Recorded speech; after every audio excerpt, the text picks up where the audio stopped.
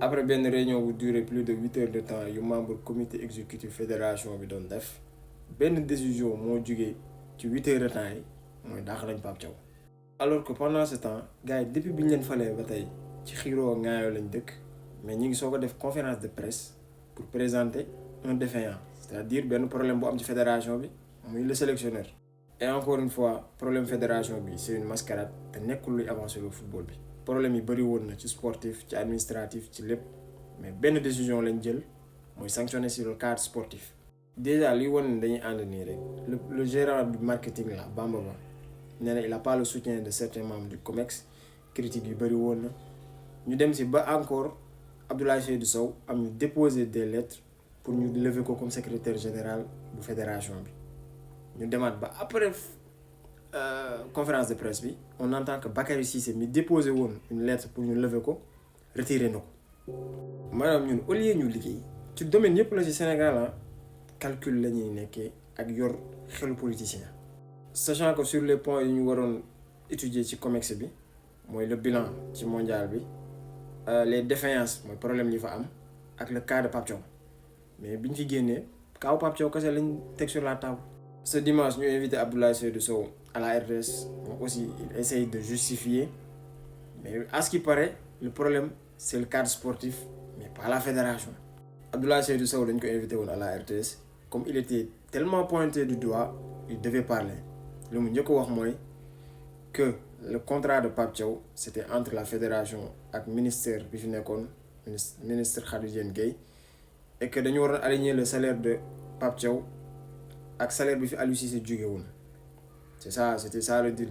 mais nan lañ mën a comprendre problème contrat bi dem ba ñu war a jouer Norvège ñu poser ko sur la table alors qu'on pouvait le faire bien avant ñu quitter fii et dit que ni problème bi ba tey ci ministère bi la. c'est que ñun problème dirigeant fépp lañ toog. Le président de la fédération aussi va faire une sortie Abdoulaye Fall aussi pour sortir à la rescousse.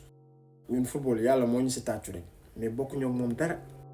mais li gën a neex si dakaaw dàq Pape Thiaw bi mooy c'est une procédure c'est pas encore abouti. faut que ministère bi accorde ko ñu jox Pape Thiaw ay indemnité parce que bi mu signé contrat bi contre Norvège la c'est-à-dire que bu ñu ko dàqee lépp lu desoon ci contrat bi dañ ko koy fay et ça dépasse plus de 500 millions xam boo xam état bi dina ko nangoo fay si toutefois état bi bañ ko fay ça dit que ni décision bi ce sera mis de côté.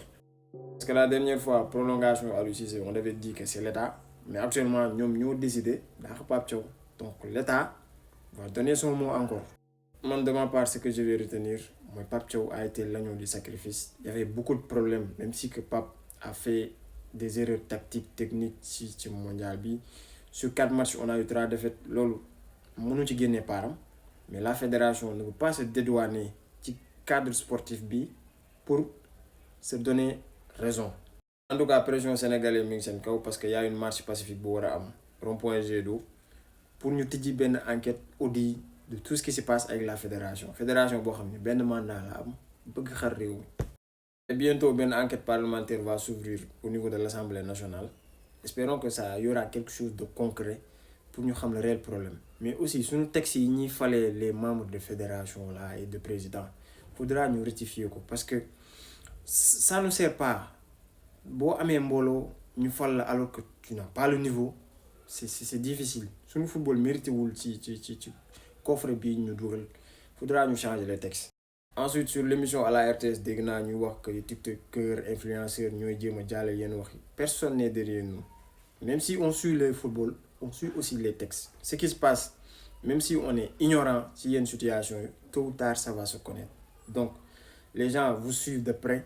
Donc faites gaffe parce que lu fi waay def dinañ ko xam. Le football là, ça vous appartient pas. Kenn moomu ko. Et nekk beau parleur aussi taxul nga am raison.